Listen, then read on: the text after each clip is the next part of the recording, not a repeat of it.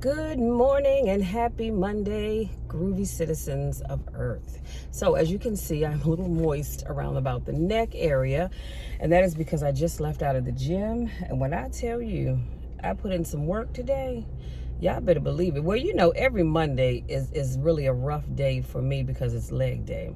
But I am super excited because there were enough plates that were not being used so that I could end my leg press with 730 pounds. Wasn't what I was going for, but I mean, you know, it is what it is for two reasons. Number one, you can't put but so many plates on the machine to begin with. And you know, they don't have but so many 45-pound plates. And anyway, so but I'm thankful that I was able to end my program exactly where I wrote it out, because y'all know I write my program out the night before. So I only did 15 minutes of cardio with a 5-minute cool down. This is just plumb daggone tired and ready to go sit down some daggone where. But anyhow, so let's jump right on into today's topic. So today's topic is the tragedy of could have, would have, and should have. Y'all, that's powerful, isn't it? Can I say that one more again? The tragedy of could have, would have, and should have. And I just made a few notes and I said, how tragic would it be to get older?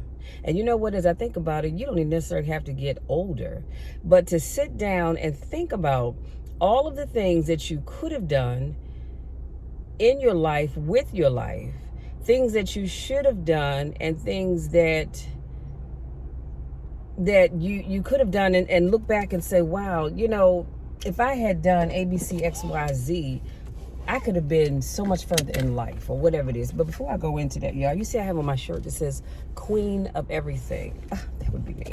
So anyway, let's unpack that just a little bit for the time that we have left to spend together, because I have to get on in the house, get my work day started, and get cleaned up, have some nourishment, take my meds, all that other good stuff. But I thought about this topic because I was watching a video over the weekend, and I believe it was Les Brown, if I'm not mistaken, and he was talking about this.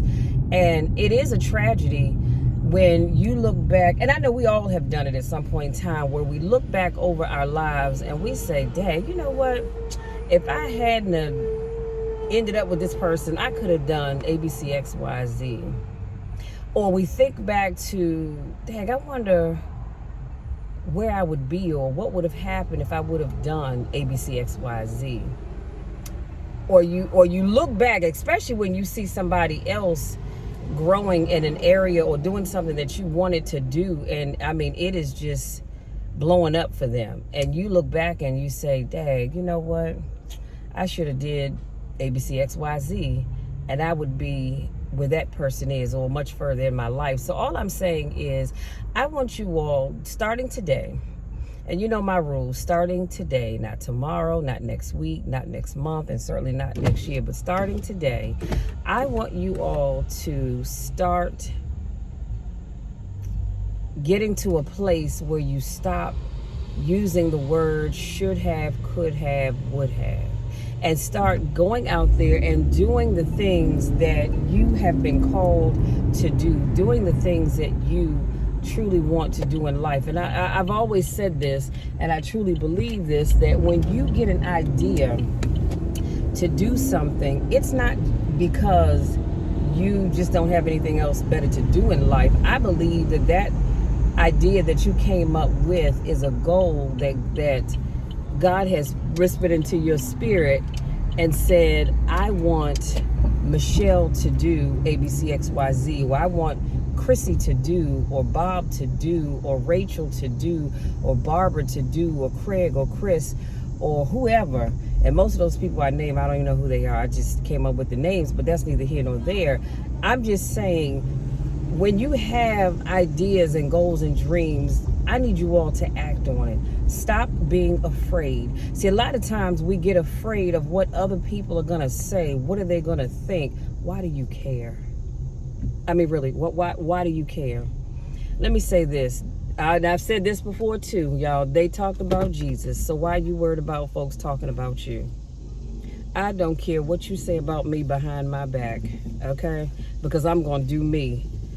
And what I do, I don't do for you anyhow.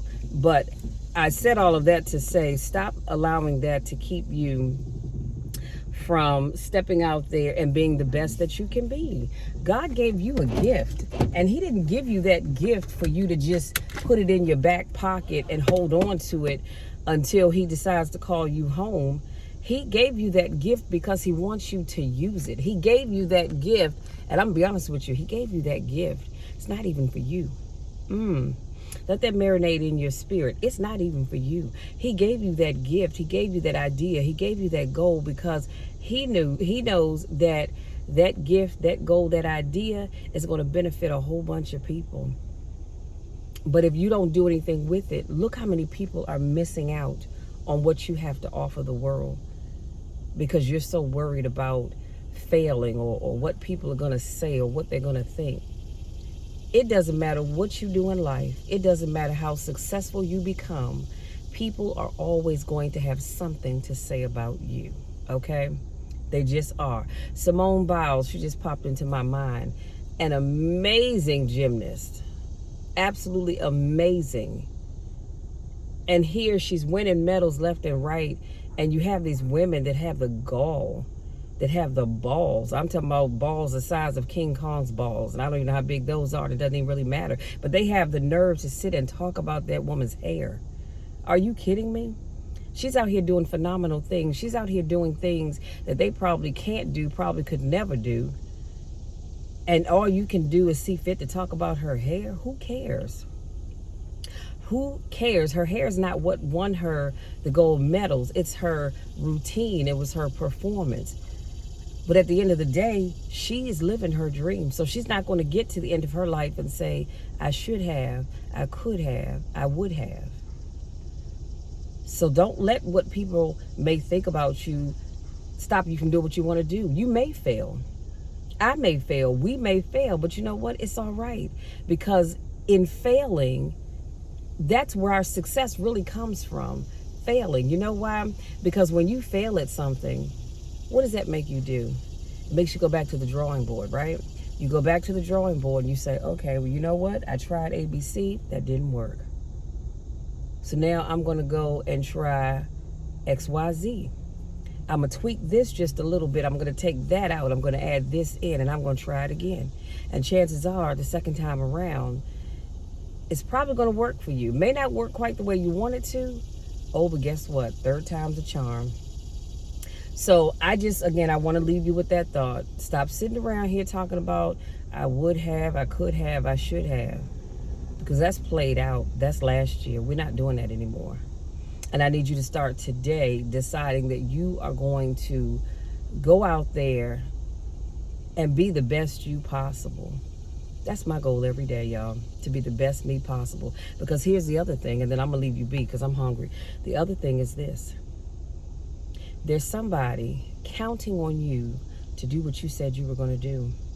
Somebody somewhere is watching you. And I always tell people, be careful about what you do and what you say, because somebody's always watching you. You are the reason that somebody continues to push forward when they really want to give up.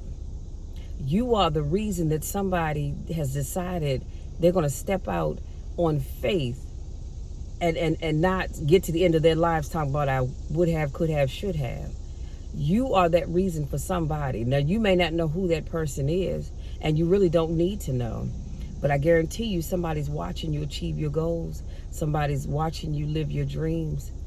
You are blessing somebody every day, and you have no idea who that person is. And again, it doesn't even matter, and you don't need to know, neither do I. I just know I do what I do, not because of me, because I want to be a blessing to somebody. I want to encourage somebody to live their life, to do what God has called them to do. Hence the reason why I do what God has called me to do, which is to motivate as many people as I possibly can. It is always my goal that something that I say or do will bless someone, will motivate someone, will encourage someone, so that they don't get to the end of their lives and say, I would have, I could have, I should have. because that is a tragedy. You all, that's all I have. If you're new to watching my videos, I want to say welcome, welcome, welcome. Thank you for joining me. I do I call these random car conversations because I never know what I'm going to talk about from one day to the next. It usually comes to me right before bed or when I first get up in the morning. It just depends on what God has laid on my heart to share with you all. So I typically do random car conversations Mondays, Wednesdays, Fridays, Saturday mornings. Every now and then on a Tuesday or Thursday. Very rarely do I do one on a Sunday, but I need you to go back and check out the one I did yesterday because that was a powerful one. That was a powerful one, and it was talking about walking by faith and not only relying on sight. So please make sure you go and check that out. For those of you, excuse me, hold on, y'all, hold on. Whew.